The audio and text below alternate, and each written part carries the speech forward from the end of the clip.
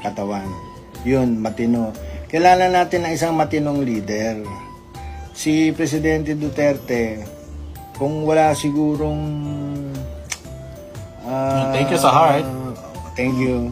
Kung wala sigurong pandemic, baka naging mas magaling pa na presidente. Tandaan niyo lang, ayaw ng tao. Alam mo ba tayo ng tao kay Demulya?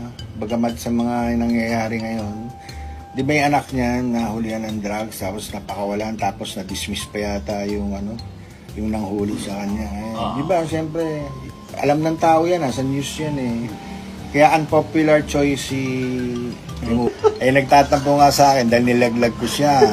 Eh ang tagal na nun, ngayon lang lumabas. Ano ba?